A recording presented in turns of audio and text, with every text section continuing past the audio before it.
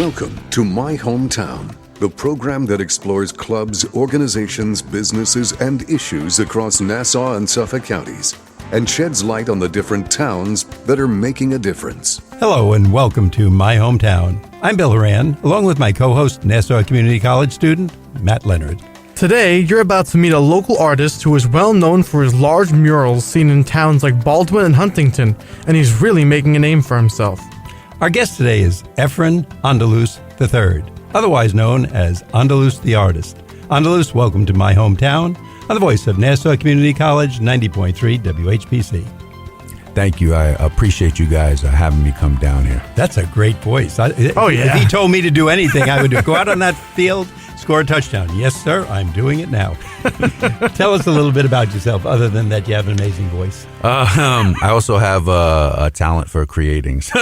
That's another thing. You definitely do have that. And who is Andaluz the Artist? I am a faith-based artist. I'm a big God guy, but I also am big on family.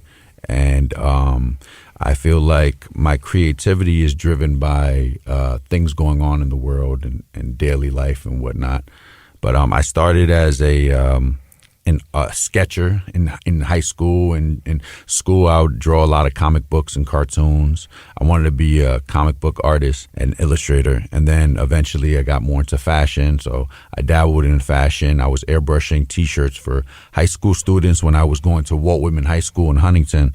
And then I went to FIT for fine arts. And while I was over there, I met a few celebrities. I started doing clothing for them, designing, then opened up a store in Huntington around 2011.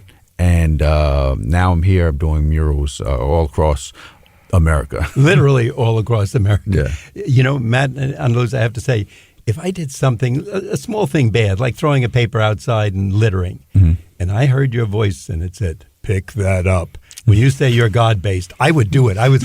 God knows it's me. I would listen to it. So you might want to rent out that voice to churches, to different synagogues, religious organizations. Because if you say it, I'm listening and I'm going to do it quickly. That's funny. So I'm very excited to ask this next question because I'm a big fan of Pokemon. I understand, I'm going with this. I understand one of your most famous, most popular murals is the 151 Pokemon mural in Huntington. I've seen it before, but tell everyone else, where can that be seen and what's it all about? That's at 231 Broadway-Green Lawn in Huntington, New York. That actually used to be my storefront for about 8 years. I was there. I was located in that same store. I had the storefront and the warehouse in the back. And in 2016, Pokemon Go came out. Oh. It was super viral. If everyone remembers, there was kids crashing their cars trying to catch Pokemon. And that first week, it was all over the news. Kids were coming outside. They were walking. So it was like a really positive thing. And at that time, I knew that my wife was pregnant and we were going to have a baby. I wasn't sure what it was going to be, but no one else knew beside me and my wife. And I knew at that moment that I had to do something so spectacular, so like out of the box. And business was okay, but it was just like, it wasn't going anywhere in that area. And I needed to work on street art. I wanted to focus on my art. I'm a big gamer. I was a first generation Pokemon kid. And I paint custom like Nintendo NESs. I used to like customize old retro video games. So it was already in my nature. And so I was like, I have to paint 151 Pokemon, the original Pokemon on the side of my building. And everybody told me I was crazy. My family told me I was crazy. They were like, why don't you just paint like 4 big Pokemon and call it a day? And I was like, no, it has to be the 151. Yep. That was in my head. And I'm the type of person, once something's in my head, it's a wrap. Like it's already history. It's going to be done. So within the next few days, I told all my clients that I was working on their projects that they need to give me 10 days to focus on this big project. They all were really cool about it. 10 days, it was the hottest days of the summer, scorching outside. But in 10 days, I got it done. Me and the team, they helped me out, and we painted 151 Pokemon on the side of my building. Now, Andaluz, I'm going to ask you, because you explained it to me before the show, but I want our audience to know, because I learned a lot from you. this is not what we would call graffiti. As we pass under a bridge, we see a sign, Fred was here, or Lucy stopped here, or something like that. Yeah. You're not talking about graffiti, right? So would you explain to all of us the difference between what you do and what we might see, driving down the highway? So you'd call me a street artist, right? Or a muralist or something like that. I like street artists because I'm in the streets. I'm outside. When I say I'm outside, I've been outside for the last 3 years. So while people were inside, I was outside. I'm a street artist. That's what I do. But graffiti artists, street artists kind of stem from graffiti, right? Like graffiti is one of the elements of hip hop. You have MC, DJing, beatboxing, and you have breakdancing, and then you have graffiti, right? And so that stems from the spray can. But graffiti kind of grew more than just graffiti. It turned into something called street art, right? Where we're doing portraits, we're doing faces, we're doing full imagery. Whereas a lot of graffiti is tagging. It's quick. You got to do it quickly before anyone sees you, you know? So there's a big difference. Like for me, I don't really do graffiti, and I know a lot of people get confused because they see me with the spray can. I can if I wanted to, but all the stuff that I do now at this point is usually a paid gig or a paid job, and it's something that's going to uplift the community, and it's going to boost traffic for all the businesses in the area. So we just want our audience to know this is a legitimate business. Again, we might laugh and have a little fun with the other things that are on the side of a building. Some are very cute, some are interesting. But when you're paid for it, what was your expression you used? Your murals drive business, right? Yeah, my art drives traffic. Okay. and business owners know that. And if you follow me and you follow my team, you understand that once I put a mural on the side of your building, the traffic is going to go up. People are going to take pictures. People are going to go on Instagram and social media and repost. And it's going to be a good thing for everybody involved. Now, I saw the term postcard murals. Can you explain what that means? Postcard murals are kind of like those old retro postcards they used to get, and they used to say greetings from Denmark. Oh, cool. Like that, yeah. Right? Yeah. So it's the same kind of vibe, right? The greetings from with the words, let's say Huntington. And in each letter is just different things that represent Huntington, different people that represent Huntington. I do mine a little differently. I add like a pop art vibe to it. I add a lot of pop colors. And then I also I add the symbols. I add the imagery from the town. But I also give it a street art vibe, a hip hop vibe. And a lot of people love it. Anytime I paint anyone, it doesn't matter. It doesn't have to be me. It could be any artist. Once you paint a postcard mural in the town, people from the town, they love their town. Well, most people, right? So, right. Yeah. So they're going to go and stand in front of this mural, and they're going to take pictures because it represents them. Exactly, and that's the things people remember. It's just like if you go to a vacation spot. Correct. There's 5 or 6 pictures. You have to get yourself in front of a building, a place where they made a movie, where someone was born, Correct. where an accident happened, or something historical. And this, your art, I'm sure, is now one of them, and it makes the place memorable and gives people something to put on Facebook. Correct. Matt? It's my understanding you were recently asked to do one of these murals in Baldwin. Can you tell us about that project? Oh, man. Yeah, it was brought on by my boy Steven Velasquez, right? He had contacted me through Instagram or Facebook. I think it was Instagram. And he's been following me for a while now, and he's loved street art and graffiti as well. He came to me and he was like, hey, I want to do some art in Baldwin. I feel like there's not enough street art. I feel like there's not enough, like Baldwin has a good vibe, but it could be better. And so I was like, okay, cool. So he put it together, and he was like, I'm going to contact some of the local people. I know a lot of the businesses over there, and he contacted some of the businesses. He has one person that owns a deli and owns the building over there. So he found this place. He got some sponsors, which were local businesses. They, put together. We talked about a budget. They put it together, and he literally put everything in action. He said we wanted a postcard mural for Baldwin, and, I came up. We sat down, I talked about Baldwin, I did the history, I went on Google, I researched, I looked up everything that I needed to look up because I search before I paint anything. I take in as much as possible so I could give you the best product. And so now, we sent them a few designs, they approved the last one. And so not this following week, but the week after, I think we're going to be starting that Baldwin mural. So a lot of work goes into your work. Correct. Yeah, a lot of hours before just thinking, really. You are listening to My Hometown on the voice of Nassau Community College 90.3 WHPC. My name is Matt Leonard. I'm along with Bill Horan, and today you are being introduced to a local artist who is well known for his large murals seen in towns like Baldwin and Huntington, and he's really making a name for himself. His name is Efren Andaluz the Third, otherwise known as Andaluz the Artist. My next question for you is, where else can we see your work? You said Huntington, Baldwin. Is there anywhere else we can possibly, something we may have seen, or something we might have driven by not even knowing it was you? In front of Barclays Center in Brooklyn, I painted a Kobe Bryant and Gigi Bryant mural. Oh, that was you, really? Yeah. Wow, that's beautiful. That is beautiful. Thank you. Yeah, a lot of people don't know that. They see art and they just like it. Certain ones go viral, and that went viral quick. Yeah, that went super viral. And even though I'm from New York, I'm a huge Lakers fan. Mm-hmm. Always been. I've been a big Shaquille O'Neal fan. That was like my idol growing up. And then Kobe was my second favorite because I was a Laker guy. So when Kobe passed, it really affected me. I have a daughter. The fact that he lost his daughter affected me. I've never cried when any celebrity passed, but I did when Kobe passed. Mm-hmm. And he meant a lot to me, and his drive and his Mamba mentality and the way he was just relentless. I feel like I give the same effort in my art. So when he passed, that first day I was done, but I told myself I was going to create a mural for him.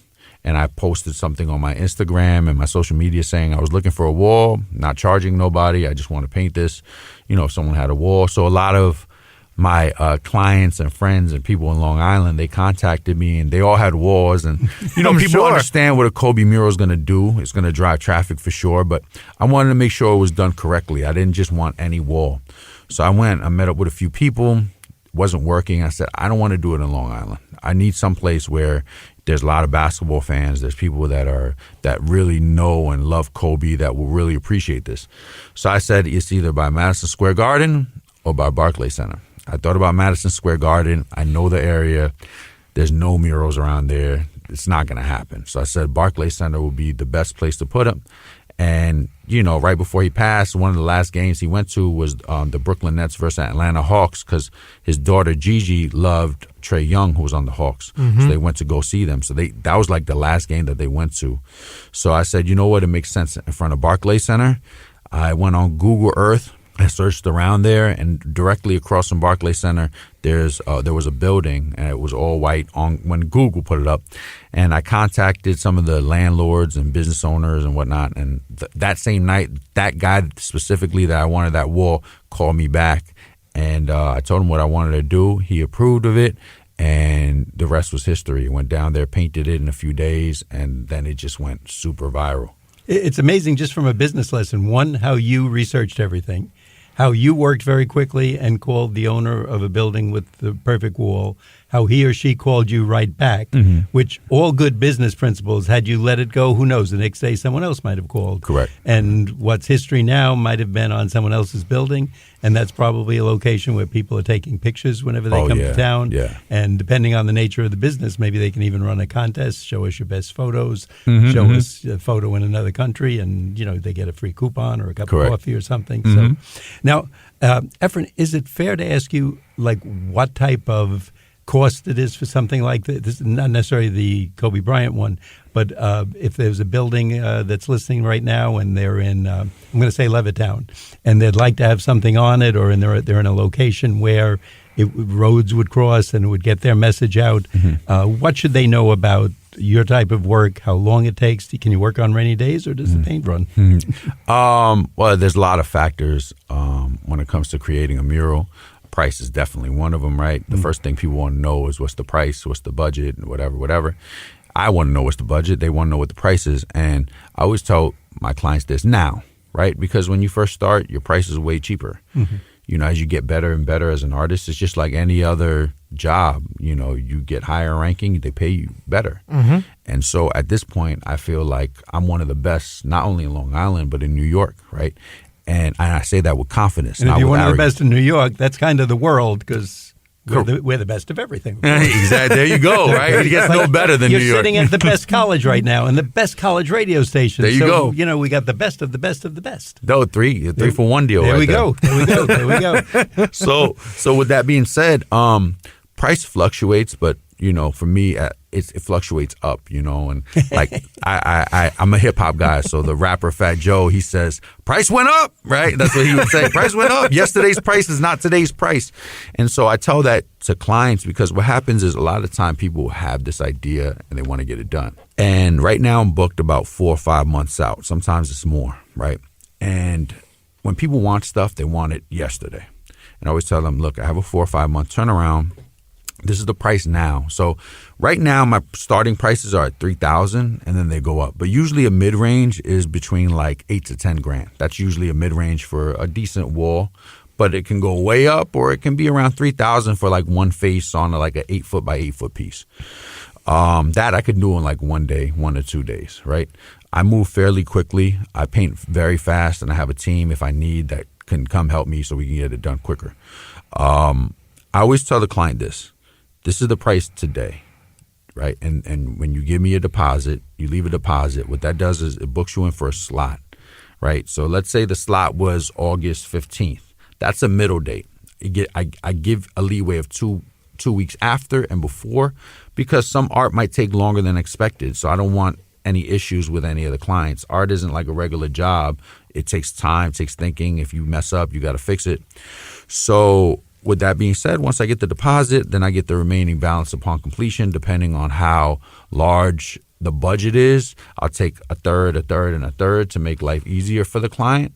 That's usually what I do with that. And as far as weather's concerned, yeah, you don't want to be outside when it's raining. You know, if it's drizzling, you could work with it. Rain, dew isn't a problem with spray paint. But if it's raining or if it's snowing, I'm not outside, you know, unless we have like an overhang or something like that. And when I'm not outside, I'm doing inside murals. You know, during the winter, I'm not doing anything outside. Of course, it makes sense. And just again, not knowing the inside and outside of the business, not to use a bad pun, but how long does a painting outside or an artwork that you do typically last? Oh, I mean, I have art that I've done 6-7 years ago that's still up. Really? You know? Okay. Yeah, they're a little more faded, but they're still up and people still take pictures in front of them. You know, there's other things you can also do, which is a little more costly for the client. But if they want, we can put clear coat on top of it after we're done, clear coat the whole thing. That'll last even longer. There's also anti-graffiti repellent, right? So like, let's say a business owner doesn't want it to be tagged over, which thank God in New York, none of my work has been tagged over. In Miami and Wynwood, it has, but that's Wynwood. It's like that. You know, things go up and come down immediately. But we can put an anti-graffiti repellent on it, and what that does is it seals it, it clear coats it, but if someone tags it with a spray can, you could easily wash it off and it doesn't damage the art. We're learning so much today. Yes, we are. We could help out on his business. I'm sorry. Go ahead, Matt. You mentioned a lot about your team today. Your team helps you paint things and all. Do you come up with all the artwork yourself, or does someone design it for you and you just bring it to life? No, I design everything. I'm very hands-on. I take pride in what I do. A lot of times clients will come to me with other art and they're like, we just want you to paint it on the side of the building as a billboard. I don't take it on usually. Sometimes I do if it's a friend or if it's like a really big budget and like makes sense. But most of the time I like to create the design myself. If it's a billboard, I have another company that I own that's called We Are Murals, right? I'll call my team and then we'll go do it as a team, but I don't sign Andaluz the Artist on it, right? It will just be a strictly billboard, strictly business. Me and my team will go. Usually it's my team going and taking care of that. When it's my design, I always sign anything that I design and that I put on the wall. I always put my name on it, let people know it's Andaluz the Artist, put my tag for Instagram, right? Back in the day, they used to put their website. Now people hardly go to websites. They'll put their Instagram or, you know, whatever their social media information is, so people could easily find you and repost stuff. I'm just fascinated by this. And when you were in school, what did you think when you came out you were going to be, a pharmacist or an accountant? Never. Astronaut? I never thought I was going to be I knew I was going to be an artist. always, since I was a kid. You really did. Yeah. That's often wonderful when someone can say that from a little kid. They wanted this, and people, yeah, but you can't be a football player. You're too small. You can't be this, and you did it. Yeah. You followed your dream. And that's fantastic. It's actually amazing. You know, for me, it's weird because I talk to a lot of people, a lot of my friends, and they're not doing what they originally wanted to do with their life, right? And so, and I think that's a testament to my parents. They put a lot of faith in me, and they put a lot of work and effort to make sure that, you know, I grew up with both my parents. We're originally from Queens, New York, and you know, I grew up. I had a lot of fights. I had a lot of issues in school. I was in and out of school, getting into trouble. And you seem like the nicest, calmest guy. I would think it would take a tiger to get you upset about anything. Well, right now, I have a lot of patience, but I think I have a lot of patience because I've seen a lot at a young age. You know, both of my best friends aren't here. One was killed. The other one committed suicide. And it was in a matter of 2 years. So that, plus I lost a few other friends from high school just to dumb stuff. So it kind of tamed me, but also allowed me to know that, hey, I'm not Superman because I thought these guys were Superman, and they're obviously they're not. So, and I feel like God has a reason for me to be here. So it kind of humbled me, but at the same time, I'm a big guy. So it's like if I get mad, someone gets hurt, you know, and that's reality. I'm going to move my chair back just because he gets mad at me. If I get green, okay, I get mean, right? so I'm very patient. Like I have a lot of patience, and I could deal with a lot of stuff. And even with assistants and people that work for me, I try to treat them like I would want to be treated. I don't like to feel like I'm overwhelming or putting too much of a burden on somebody. So I try to take on as much as I can to help the other people around me if possible. You are listening to My Hometown on the voice of Nassau Community College, 90.3 WHPC. I am Matt Leonard along with Bill Horan, and today you are being introduced to a local artist who is well known for his large murals seen in towns like Baldwin and Huntington, and he's really making a name for himself.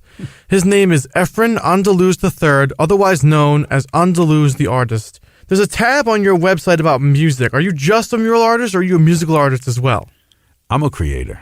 Right? So I just create. Whatever's on my mind, I do it. Like to me, there's no limit, right? Like everybody always has a cap. There's no cap.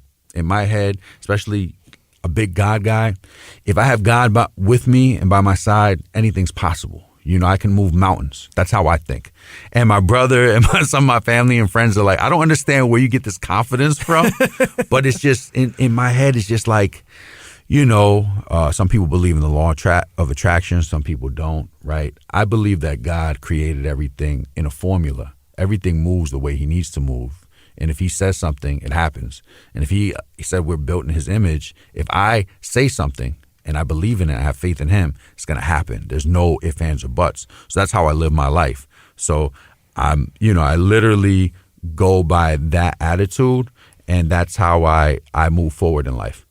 You know, Matt, I'm feeling like I'm in part of a science fiction movie here because I said to Andaluz, his voice sounds heavenly-like or God-like. It's a powerful voice. You really, it really is. But now I've read God's resume, and on top of it, when it's under the name God, it says resume and it says creator. And what does Andaluz say when we said, "What do you do?" He said, "I'm a creator." It kind of makes you feel he's on God's team, and like God sent him out and said, "Check those guys out at WHPC." So we're having a lot of fun today, and I think I'm going to get his autograph because who else has God's autograph? I'm going to have it, or at least one of God's personal helpers. So he's here with us today. Thank you. But yeah, I know you were talking about music. So yes, I also do music. I do hip hop, Christian hip hop. I used to just rap. I wanted to be a rapper growing up too. Like beside artists, like that's what I want to be. That and the NBA, which didn't work out. Didn't make that one. Yeah, it didn't work out. But I wanted to be a rapper. That's why I think I'm a little different than other artists. Most artists like to work by themselves and like not to be seen. I'm an entertainer, so the more people, the better. Like I thrive off of other people's energy, and so I like to entertain. I like to show my craft, where a lot of artists kind of do it in the background and they don't want to be seen. So, and I think that stems from rap.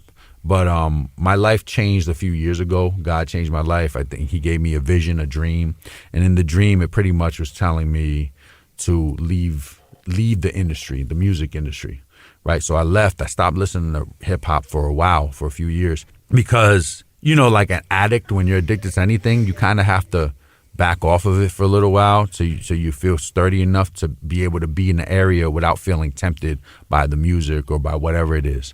So I left, and when I finally came back, I was listening to YouTube, and I heard some Christian hip hop artists. And I thought at first, I was like, this is corny. Like, I would never want to do like Christian hip hop music. As much as I love God, like, it doesn't make sense. But the stuff that they were talking about related to me and related to a lot of the people that I know and that people that are in the streets that other people might not talk to. You know, you might see someone that looks different or scary and you don't want to talk to them about God or approach them about anything, right? But if you can relate to someone, you know, everyone has someone that they could relate to. And if you could relate to that person, you could change their life and they could change your life. So once I started listening to some of their music, I prayed about it. I got the confirmation that I could move forward with Christian hip hop. So I changed my realm of hip hop. I started doing Christian hip hop music, and it actually worked out because for years I was trying to be a rapper. I never made it to the radio. And then I put out a few songs that made it to Sirius Satellite Radio, Shea 45, Hot 97, and places like that. Efren, can you tell us, if someone sees some of your art and says, gee, that's really nice, do you do that on like T-shirts, sweatshirts, sneakers, other things that a person could have in their house as opposed to a wall or a side of a building? Yeah, I can paint on anything. I've painted on everything possibly, if you could think. I painted on refrigerators, belts, pool tables, pool sticks, air conditioning, heaters.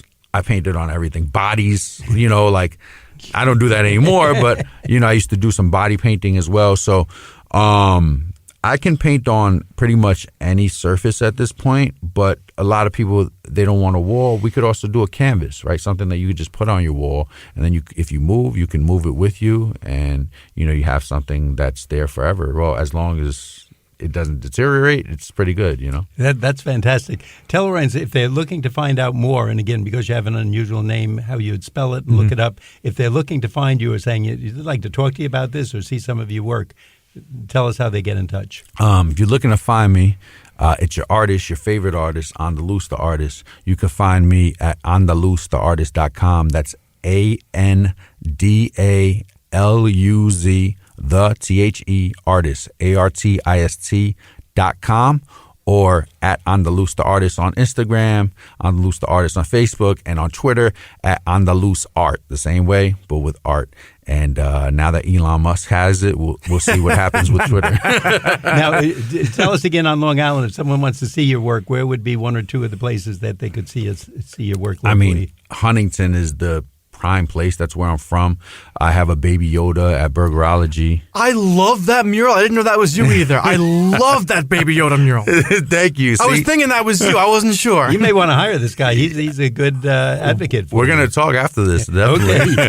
Andaluz, our time runs out much too quickly when we have a show like this. It's been a lot of fun, certainly educational for me, and I think for Matt also. So we want to thank you so much for being with us here today. Oh, thank you for having me. It was a pleasure. It was an honor to be here. Thank you, guys. We want to thank our guest, Andaluz the Artist, for being with us today, and wish him good luck in all future endeavors, and I'm sure we're going to be seeing his work all over the place. I'm Bill Horan. I'm here with Matt Leonard. We thank you for listening to this week's special edition of My Hometown. We like to get your feedback on My Hometown.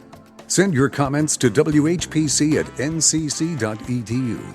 Nassau Community College, where success starts and continues. Till next time, this is Bill St. James. And remember, there's no town like your hometown.